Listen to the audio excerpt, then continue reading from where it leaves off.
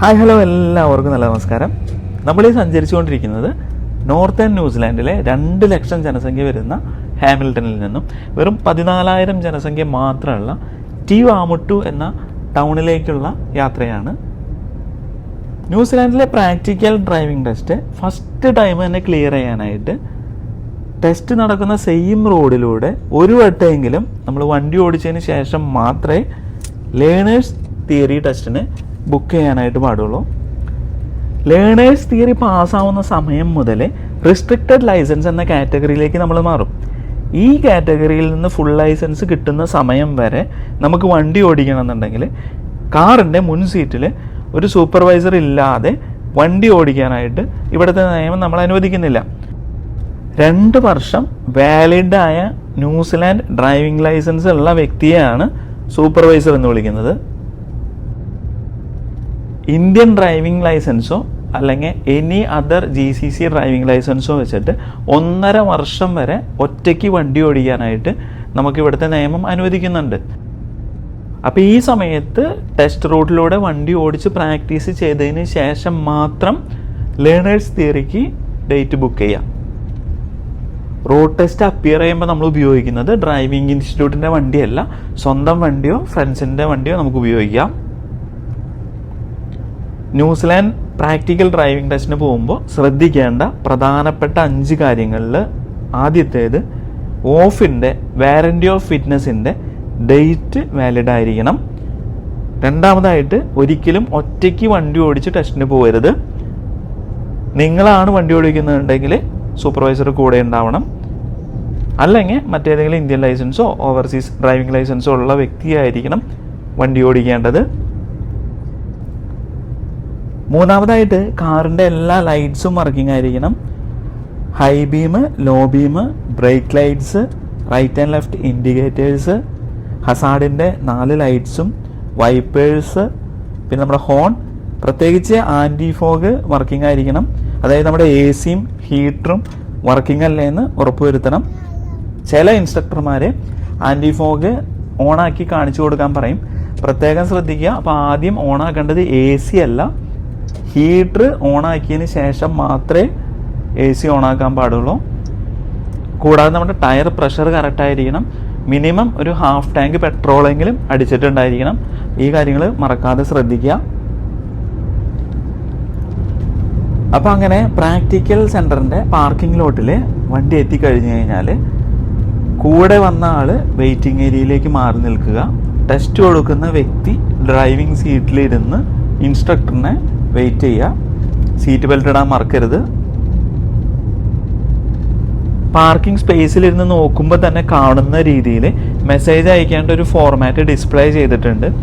ആ നമ്പറിലേക്ക് നമ്മുടെ പേരും വണ്ടി നമ്പറും മെസ്സേജ് അയക്കാം. അതിന് തിരിച്ച് റിപ്ലൈ ഒന്നും വരില്ല. ടൈം ആവുമ്പോൾ ഇൻസ്ട്രക്ടർ തന്നെ നമ്മുടെ അടുത്തേക്ക് വന്ന് നമ്മുടെ കയ്യിൽ നിന്നൊരു സൈൻ വാങ്ങും, വണ്ടിയൊക്കെ ചെക്ക് ചെയ്യും. വണ്ടി ഓടിക്കുമ്പോൾ പാലിക്കേണ്ട നിയമങ്ങൾ എന്താണെന്ന് ഈ ഇൻസ്ട്രക്ടർ തന്നെ നമുക്ക് പറഞ്ഞു തരും. റോഡ് സ്പീഡ് ഫോളോ ചെയ്യണം, right and left signalling proper ആയിരിക്കണം, റോഡിൻ്റെ പൊസിഷൻ മെയിൻറ്റെയിൻ ചെയ്യണം, ബ്ലൈൻഡ് സ്പോട്ട് ചെക്ക് ചെയ്യണം, ടെമ്പററി സിഗ്നൽസ് ഉണ്ടെങ്കിൽ അത് ഫോളോ ചെയ്യണം. ഇൻസ്ട്രക്ഷൻസ് ഫോളോ ചെയ്തിട്ട് വേണം വണ്ടി ഓടിക്കാനായിട്ട്. പുള്ളിയൊന്നും പറയുന്നില്ല എന്നുണ്ടെങ്കിൽ മുന്നിലത്തെ റോഡ് ഫോളോ ചെയ്യുക. സേഫ് ആണെന്നുണ്ടെങ്കിൽ വണ്ടി റോഡിലേക്ക് ഇറക്കിക്കോ എന്ന് പറയും. അപ്പോൾ ഈ നിർദ്ദേശങ്ങളൊക്കെ ഫോളോ ചെയ്ത് സേഫായി വണ്ടി ഓടിച്ചാൽ ഈസി ആയിട്ട് നമുക്ക് പാസ്സാവാം. നമ്മളിപ്പോൾ ഈ പോയിക്കൊണ്ടിരിക്കുന്ന തിവാമുട്ടുവിൽ ആദ്യം റിവേഴ്സ് എടുത്തിട്ട് വേണം വണ്ടി റോഡിലേക്ക് ഇറങ്ങാനായിട്ട്. ബ്ലൈൻഡ് സ്പോട്ട് ചെക്ക് ചെയ്തതിന് ശേഷം മാത്രം വണ്ടി റിവേഴ്സ് എടുക്കുക. ബ്ലൈൻഡ് സ്പോട്ട് ക്ലിയർ ചെയ്യാനായിട്ട് നമ്മൾ right and left shoulder above ബാക്കിലേക്ക് തിരിഞ്ഞ് നോക്കണം. നമ്മൾ തിരിഞ്ഞ് നോക്കേണ്ടത് റൈറ്റ് സൈഡിലെയും ലെഫ്റ്റ് സൈഡിലെയും ബാക്ക് പാസഞ്ചർ വിൻഡോയിൽ കൂടി ആയിരിക്കണം 2 സൈഡിലേക്കും തിരിഞ്ഞ് നോക്കേണ്ടത്. അങ്ങനെ തിരിഞ്ഞ് നോക്കിയതിന് ശേഷം മാത്രം വണ്ടി മുന്നോട്ട് എടുക്കുക. പൊതുവെ തിരക്ക് കുറഞ്ഞ ടിയാമുട്ടു ടൗണാണ് ടെസ്റ്റിനായിട്ട് നിങ്ങൾ സെലക്ട് ചെയ്യുന്നതെങ്കിൽ 50 km/hന്റെ 3 സോണുകളും ബാക്കി വരുന്ന റോഡുകളെല്ലാം 40 km/hന്റെ സോണുകളുമാണ്. കൂടാതെ 7 റൗണ്ട് അബൌട്ടുകളും 8 റൈറ്റ് ഗിവ് വേകളും 5 ലെഫ്റ്റ് ഗിവ് വേകളുമാണ് ഇവിടെയുള്ളത്.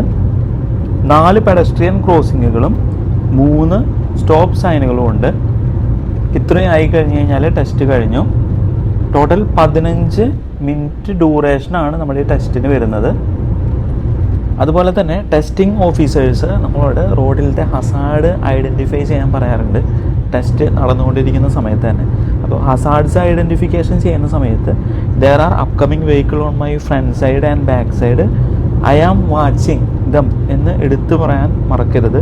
സെയിം ആസ് പെഡസ്ട്രിയനും സൈക്ലിസ്റ്റും ഉണ്ടെങ്കിൽ നമ്മൾ there are pedestrians and cyclist on street, I am watching them എന്ന് എടുത്തു പറയണം. നമ്മളുടെ rear view mirror cross check ചെയ്യുന്നുണ്ടോ എന്ന് അറിയാൻ വേണ്ടി ചോദിക്കുന്നതാണത്. അതുപോലെ തന്നെ ബ്രേക്ക് അപ്ലൈ ചെയ്യുന്ന സമയത്ത് സ്മൂത്തായിട്ട് ബ്രേക്ക് അപ്ലൈ ചെയ്യുക, അതോടൊപ്പം തന്നെ റിയർ വ്യൂ മിററിൽ നോക്കും കൂടി വേണം. അപ്പോൾ ഇത്രയൊക്കെയാണ് ഫസ്റ്റ് ചാൻസിൽ തന്നെ പാസ്സാവാൻ വേണ്ടി ശ്രദ്ധിക്കേണ്ട കാര്യങ്ങൾ. അപ്പോൾ നിങ്ങളിനി കാണാൻ പോകുന്നത് ആക്ച്വൽ പ്രാക്ടിക്കൽ ടെസ്റ്റ് നടക്കുന്ന റൂട്ടുകളാണ്. അപ്പോൾ ഇനി ഞാൻ കൂടുതൽ സംസാരിക്കുന്നില്ല. റൗണ്ട് അബൌട്ടിൽ റൈറ്റ് എവിടെയാണ് ലെഫ്റ്റ് എവിടെയാണെന്നൊക്കെ നോക്കി കൃത്യമായിട്ട് മനസ്സിലാക്കാം. യു ടേൺ എടുക്കാൻ പറയുന്ന സമയത്ത് ചിലപ്പോൾ 4th എക്സിറ്റ് എന്നായിരിക്കും ഇൻസ്ട്രക്ടർ നിങ്ങളുടെ അടുത്ത് പറയുന്നത്. അത് എക്സിറ്റ് നമ്പർ എണ്ണിയാൽ മതി. അപ്പോൾ എല്ലാവർക്കും best of luck. We are just signing off from തിവാമുട്ടു.